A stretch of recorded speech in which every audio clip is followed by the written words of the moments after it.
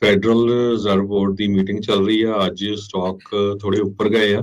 ਅੱਜ federal Reserve board ਨੇ announce ਕਰਨਾ ਆ ਵੀ ਕਿੰਨਾ ਇੰਟਰਸਟ ਰੇਟ ਉਹ ਇਨਕਰੀਜ਼ ਕਰਨ ਜਾ ਰਹੇ ਹੈਗੇ ਆ। ਇਹਦੇ ਵਿੱਚ 8 ਦੇ ਕਰੀਬ USA ਦੇ ਜੋ ਟੌਪ ਦੀਆਂ ਬੈਂਕਸ ਆ ਉਹਨਾਂ ਨੇ ਆਪਣੇ ਡਿਫਰੈਂਟ ਵਿਊ ਪੁਆਇੰਟ ਦਿੱਤੇ ਆ ਵੀ ਕਿੰਨਾ ਕੁ ਇਨਕਰੀਜ਼ ਹੋ ਸਕਦਾ, ਕਿਉਂਕਿ ਇਹਦੇ ਨਾਲ ਬਹੁਤ ਜ਼ਿਆਦਾ ਅਸਰ ਪੈਣਾ ਇਕਨੋਮੀ ਦੇ ਉੱਤੇ, ਇਨਫਲੇਸ਼ਨ ਦੇ ਉੱਤੇ। 41 ਸਾਲਾਂ ਬਾਅਦ ਇੰਨੀ ਜ਼ਿਆਦਾ ਇਨਫਲੇਸ਼ਨ ਵਧੀ ਆ, ਤੁਸੀਂ ਦੇਖ ਸਕਦੇ ਆ। ਤੇ ਲੋਕਾਂ ਨੇ ਤਾਂ ਹੁਣ ਇਹ ਜੋਕ ਬਣਾਏ ਆ ਵੀ ਜੋ ਬੀਰਾਂ ਆ ਉਹ ਗੈਸ ਨਾਲੋਂ ਸਸਤੀਆਂ ਹੋਈਆਂ ਆ। ਤੇ ਅੱਜ ਦੇ ਰੇਟ ਹਾਈਕ ਬਾਰੇ ਗੋਲਡਮੈਨ ਸੈਕਸ ਕਹਿ ਰਿਹਾ ਵੀ 75 ਬੇਸਿਸ ਪੁਆਇੰਟ ਇਨਕਰੀਜ਼ ਕਰੂਗੀ ਫੈਡਰਲ ਰਿਜ਼ਰਵ ਬੋਰਡ, ਤਾਂ ਕਿ USA ਦੇ ਵਿੱਚ ਰਿਸੈਸ਼ਨ ਨਾ ਆਵੇ, ਉਸ ਤੋਂ ਬਚਿਆ ਜਾ ਸਕੇ। ਪਹਿਲਾਂ ਇਹਨਾਂ ਨੇ ਟਾਰਗੇਟ 50 ਬੇਸਿਸ ਪੁਆਇੰਟ ਦੱਸਿਆ ਸੀ, ਪਰ ਜਦੋਂ ਵੀ ਪਿਛਲੇ ਮਹੀਨੇ ਦੇ ਇਨਫਲੇਸ਼ਨ ਦੇ ਰਿਜ਼ਲਟ ਆਏ, ਹੁਣ 75 ਬੇਸਿਸ ਪੁਆਇੰਟ ਉਹ ਸੋਚ ਰਹੇ ਆ। ਜੈਫਰੀਜ਼ ਉਹਨਾਂ ਨੇ ਵੀ 50 ਬੇਸਿਸ ਪੁਆਇੰਟ ਤੋਂ ਇਨਕਰੀਜ਼ ਕਰਕੇ 70 ਬੇਸਿਸ ਪੁਆਇੰਟ ਦੀ ਜਿਹੜੀ ਆ ਇੱਕ ਤਰ੍ਹਾਂ ਨਾਲ ਕਿਆਸਿਆਈ ਰੱਖੀ ਹੈਗੀ ਆ। ਬਾਰਕਲੇਜ਼ ਵੀ ਦੇ ਇਕਨੋਮਿਸਟ ਵੀ ਇਹ ਕਹਿ ਰਹੇ ਆ ਕਿ 75 ਬੇਸਿਸ ਪੁਆਇੰਟ ਇਨਕਰੀਜ਼ ਹੋਊਗਾ।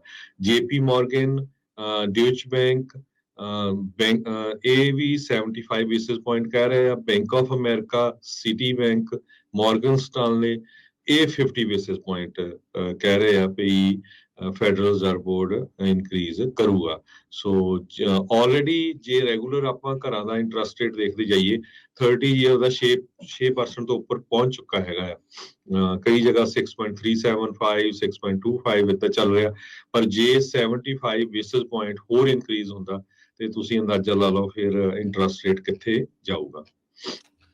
ਜੀ ਬਿਲਕੁਲ। ਕਹਿੰਦੇ ਵੀ ਇੱਕ ਜਿਹੜੇ ਅਰਥ ਸ਼ਾਸਤਰੀ ਹੈਗੇ ਆ, ਉਹਨਾਂ ਨੇ ਜਿਹੜਾ ਕਿਹਾ ਵੀ ਫੈਡਰਲ ਰਿਜ਼ਰਵ ਨੇ ਜਾਣਬੁੱਝ ਕੇ ਇਹ ਗੱਲ ਨੂੰ ਲੀਕ ਕੀਤਾ ਵੀ 75 ਬੇਸਿਸ ਪੁਆਇੰਟ ਹਾਈਕ ਜਿਹੜੀ ਉਹ ਹੋ ਸਕਦੀ ਆ। ਆਰਟ ਚੇਸਨ ਜਿਹੜੇ ਆ ਉਹਨਾਂ ਨੇ ਇੱਦਾਂ ਜਿਹੜਾ ਉਹ ਆਖਿਆ, ਕਹਿੰਦੇ ਵੀ ਕਿਤੇ ਨਾ ਕਿਤੇ ਮਾਰਕੀਟ ਨੂੰ ਝਟਕਾ ਨਾ ਮਿਲ ਜਾਵੇ ਵੀ 50 ਦੀ ਬਜਾਏ 75 ਬੇਸਿਸ ਪੁਆਇੰਟ ਵਧਾਉਣ ਜਾ ਰਹੇ, ਇਸ ਲਈ ਉਹਨਾਂ ਨੇ ਪਹਿਲਾਂ ਹੀ ਇਹ ਗੱਲ ਨੂੰ ਖਬਰ ਨੂੰ ਜਿਹੜਾ ਉਹ ਰੇੜਿਆ ਤਾਂ ਜੋ ਲੋਕ ਤਿਆਰ ਰਹਿਣ।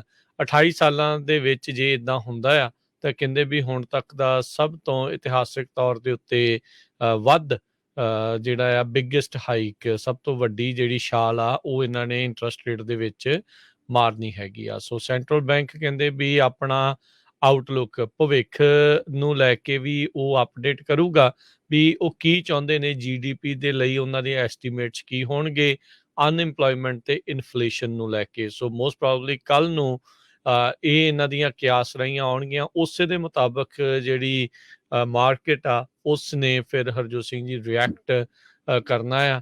ਜੇ GDP ਦੇ ਵਿੱਚ ਨੈਗੇਟਿਵਿਟੀ ਦੇਖੀ ਗਈ, ਇਹਦਾ ਮਤਲਬ ਰਿਸੈਸ਼ਨ ਵੱਲ ਨੂੰ ਵੱਧ ਰਹੇ ਆ। ਅਨਇੰਪਲੋਇਮੈਂਟ ਜੇ ਸਟੇਬਲ ਰਹਿੰਦੀ ਆ ਜਾਂ ਵੱਧਦੀ ਹੈ ਜਾਂ ਘਟਦੀ ਆ ਉਸ ਦੇ ਮੁਤਾਬਕ, ਤੇ ਇਨਫਲੇਸ਼ਨ, ਆਈ ਥਿੰਕ GDP ਤੇ ਇਨਫਲੇਸ਼ਨ ਦੇ ਉੱਤੇ ਸਭ ਤੋਂ ਜ਼ਿਆਦਾ ਜਿਹੜੀ ਆਖਾ ਉਹ ਰਹਿਣ ਵਾਲੀ ਹੈ ਵੀ ਕਿੱਦਾਂ ਦੇ ਨੰਬਰ ਇਸ ਬਾਬਤ ਉਹ ਆਉਂਦੇ ਨੇ। ਸੋ ਆਪਾਂ ਅੱਜ ਕੱਲ੍ਹ ਦੇ ਵਿੱਚ 0.5% ਤੋਂ 0.25% ਇੰਟਰਸਟ ਰੇਟ ਹਾਈਕ ਜਿਹੜਾ ਆ ਉਹ ਜ਼ਰੂਰ ਦੇਖ ਸਕਦੇ ਹੈਗੇ ਆ। ਸੋ ਇਹ ਇੱਦਾਂ ਹੀ ਆ Harjot Singh ji, 25% 25 basis point hike ਤਾਂ ਆਲਰੇਡੀ ਇਹਨਾਂ ਨੇ ਇੱਕ ਸਾਲ ਦੇ ਵਿੱਚ 3-4 ਵਾਰੀ ਕਹਿ ਰਿਹਾ ਸੀਗੇ। ਹੁਣ ਅੱਧਾ ਪਹਿਲੋਂ ਵਧਾਤਾ, ਅੱਧਾ ਜਾਂ ਪੌਣਾ ਅੱਜ ਵਧਾ ਦੇਣਾ ਆ, ਅਗਲੇ ਮਹੀਨੇ ਫੇਰ ਵਧਾਉਣਾ ਆ, ਫਿਰ ਸਤੰਬਰ 'ਚ ਇੱਕ ਮੀਟਿੰਗ ਆਉਣੀ ਆ ਇਹਨਾਂ ਦੀ।